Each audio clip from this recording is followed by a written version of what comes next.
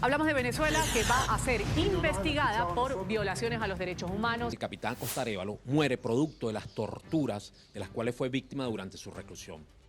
Muchos detenidos fueron sometidos a la tortura que llaman arepa asada. Ahí los tengo, a todos. Los que no me dejan entrar a ver a mi esposo.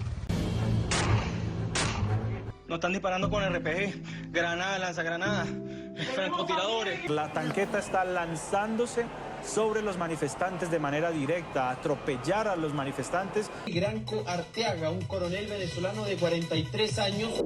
En Venezuela hay nombres que no pueden ser mencionados en público. Nombres cuya sola referencia provoca miedo y alarma. Nombres de los que la gente no está segura si puede tener en su teléfono cuando pasa por una alcabala. Nombres que tienen causas penales internacionales por violación de derechos humanos. Hoy iniciamos con la primera de 3 entregas especiales sobre los generales del terror en Venezuela, desnudando a los responsables directos de las torturas en el país, punto por punto.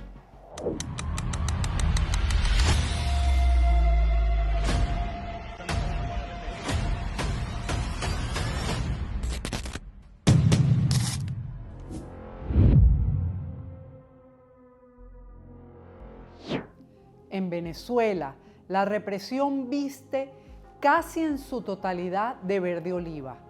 En los informes de la Misión de Determinación de Hechos sobre Venezuela del Consejo de Derechos Humanos de las Naciones Unidas, así como el informe Venezuela 1, que investiga los crímenes de lesa humanidad ocurridos en nuestro país entre el 2014 y 2017, la mayoría de los mencionados son militares, particularmente del Ejército y la Guardia Nacional Bolivariana. De ellos, algunos destacan particularmente por el número de menciones y por su presunta responsabilidad en los hechos que se les imputan. Son los generales del horror, no solo porque están profundamente involucrados en hechos descritos en cientos de testimonios recabados por la misión y por los investigadores de la Corte Penal Internacional, sino también porque gracias a eso han ascendido rápidamente en sus carreras y ocupado los más altos cargos, en algunas ocasiones formales y en otras cargos políticos de la revolución chavista. Pero, ¿quiénes son los generales de la tortura? Acusan a Padrino por narcoterrorismo junto a Nicolás Maduro y otros altos funcionarios. La recompensa para quien aporte datos que permitan su captura se mantiene activa, según el propio Departamento de Estado. Vladimir Padrino López no necesita presentación. Desde la represión de las protestas en el 2017 hasta la dura militarización del país luego del fraude electoral de julio del 2024, Vladimir Padrino ha sido la mano dura que ha permitido a Nicolás Maduro o permitió a Nicolás Maduro conservar el poder hasta el 3 de enero del 2026.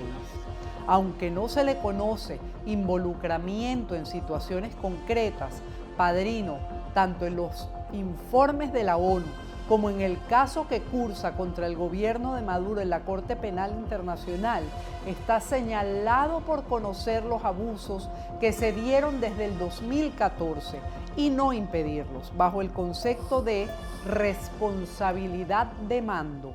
El análisis de su rol durante sus 12 años al frente del Ministerio de la Defensa es central para que la Corte pueda determinar si sus acciones formaban parte de una política de Estado, lo cual para cualquier venezolano luce evidente.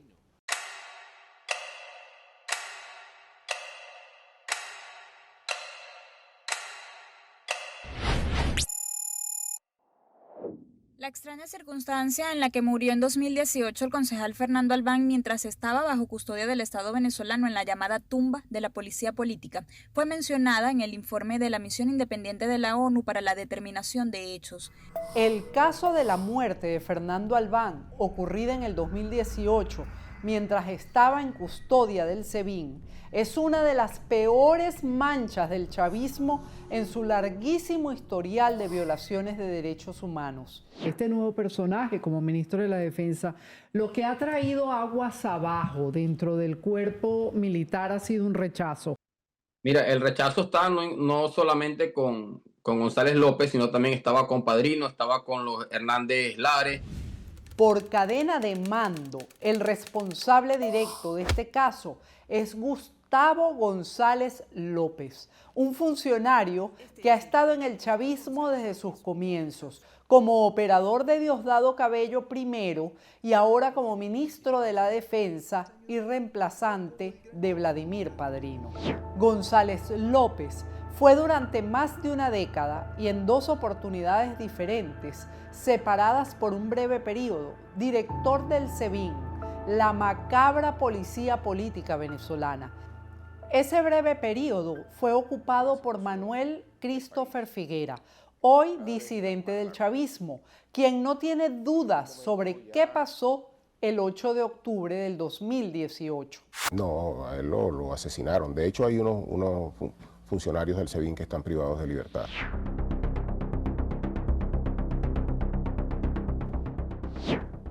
Pero el caso Albán es apenas uno de los potenciales casos que tiene el nuevo ministro de la Defensa en sus espaldas, como lo afirma la Misión de Determinación de Hechos.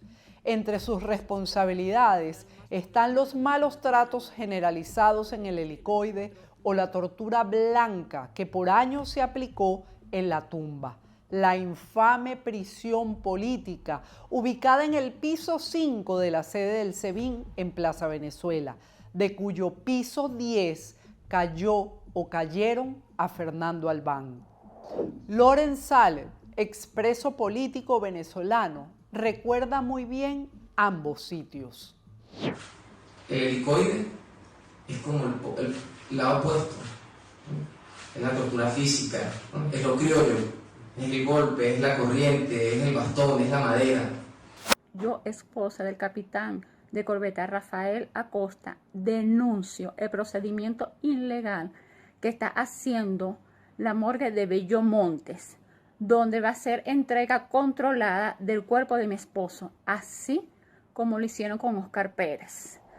El capitán de la Armada, Rafael Acosta Arévalo, llegó a su audiencia de presentación el 28 de junio del 2019 en tan malas condiciones que no podía caminar, sangraba profusamente y apenas podía pronunciar palabra, y esa palabra era ayuda. Acosta Arévalo había sido señalado por Jorge Rodríguez, para el momento ministro de Comunicación, de formar parte de un supuesto plan conspirativo llamado Vuelvan Caras. En medio de la audiencia, su situación fue tan grave que lo llevaron al hospital militar, donde ingresó sin signos vitales. A Iván Hernández Dala se les indica con nombre y apellido por este caso en los informes de la Misión de Determinación de Hechos del 2020 y 2022. El nombre de Acosta Arévalo es uno de los pilares claves de la investigación de la Corte Penal Internacional. Pero hay centenares de casos de tortura que él, como director de la DGCIN, avaló o como mínimo permitió. Aquí está Máximo, aquí está alias Gonzalo, Rafael Acosta Arévalo, que es el capitán de corbeta, pero nosotros a todos están ahorita a buen resguardo de las autoridades. Ha llegado la hora de la recuperación económica y necesitamos. Hanover Guerrero, quien ascendió al cargo de coronel en el 2020 y dejó la de DGCIN en el 2019, poco después de la muerte de Acosta Arévalo, es uno de los nombres que aparecen con más frecuencia durante el periodo de horror que va desde el 2018 al 2019, especialmente entre el llamado caso Drones y la muerte del capitán de la Armada involucrado en la supuesta conspiración Vuelvan Caras. Debemos recordar que por el caso Drones hay 12 condenados a pena máxima de 30 años y otras 5 personas condenadas a penas más cortas, incluyendo el exdiputado Juan Requesens. Todos han denunciado maltratos atroces, como Emirlendris Benítez, cuyos familiares denuncian que sufrió un aborto en sus primeros momentos de prisión y posteriormente quedó en silla de ruedas. Aunque no es tan conocido como Padrino, González López o Hernández Dala, Hanover Guerrero tiene su propio lugar en los testimonios de quienes han logrado salir en libertad del helicoide. Su historial de malos tratos ha hecho que esté sancionado tanto por la Unión Europea como por los Estados Unidos. Hay civiles aquí adentro, dijimos que no íbamos a entregar y no quieren dejar que nos entreguen, nos quieren asesinar. Somos la juventud. Cuéntame qué están haciendo ustedes ahorita. Salgan para entrarles a coñazo. Ay, Johnson, no.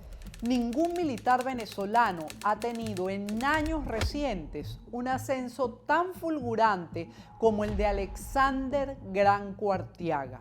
Surgido de las filas de la Guardia Nacional, ha sido su rol en la DGCIN, especialmente durante la llamada Operación Gedeón, el fallido intento de invasión de las costas venezolanas, el que lo ha catapultado al estrellato de las violaciones de derechos humanos. Con una imagen pública controversial, siempre cercano a Diosdado Cabello, Granco está mencionado en los informes de la Misión de Determinación de Hechos de manera particular. Ha sido el caso de Óscar Pérez en el 2018 el que lo convirtió en el represor favorito de Nicolás Maduro. Hace 8 años, el asesinato de Pérez, luego de que ya se había rendido, es solo una de las muchas manchas que tiene su expediente. Ha trepado al poder político demostrando que no le tiembla el pulso a la hora de causar daño. Además, desde el 2024 ha sido mencionado insistentemente como uno de los autores del asesinato del teniente venezolano Ronald Ojeda, sacado de su casa en Santiago de Chile y cuyo cuerpo fue hallado poco después semienterrado y con signos de tortura, un crimen que investiga la Fiscalía del país actualmente. Granco Arteaga se ha convertido en una ficha de remover, o sea, él se mueve a donde está el poder, ¿no? Él se mueve y sabe como un camaleón disfrazarse dependiendo de quién le ordena. En la próxima entrega de Punto por Punto mostraremos cuál es el interés económico detrás de la represión y cómo ésta se convirtió en un mecanismo de entrada a las mieles del poder. Porque no solo se trató de violar derechos humanos por ideología. El dinero fue la parte más importante de todo esto y compró conciencias, amores, casas, viajes y muchas otras cosas, mientras los venezolanos luchábamos en la calle por la libertad. Además, había una cadena de mando que estaba muy clara y en cuya cúspide estaba Nicolás Maduro, hoy preso por narcotráfico y a la espera de que se le abran causas también por crímenes de lesa humanidad y violación de derechos humanos, luego de incluso justificar el asesinato de Óscar Pérez en público. Todo el que entre por el camino del terrorismo y haga armas contra la República o contra el pueblo, será la oportuna respuesta de nuestra Fuerza Armada Nacional Bolivariana y de nuestras fuerzas policiales. ¡Que no lo duden! No se les olvide compartir este video. dar like y consideren suscribirse para no perderse las próximas entregas de Punto por Punto.